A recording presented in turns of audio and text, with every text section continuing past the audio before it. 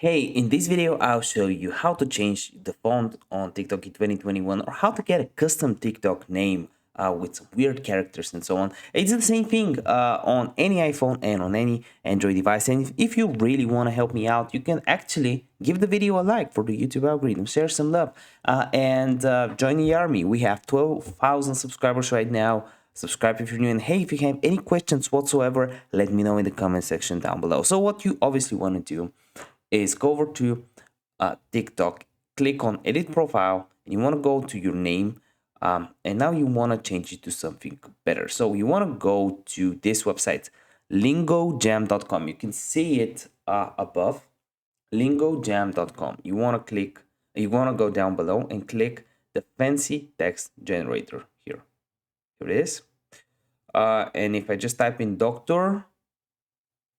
Niki, it will give me a bunch of cool names that I can choose from. For example, this one. And if I like it, I can just copy it, I guess. Copy. And now I gotta go to TikTok. Remove my name. Paste this one. Dr. Niki. And it's ready. I have a new name. It's a little bit weird, but yeah. If this video helped you out, give me a like. Wanna see you next one? Bye.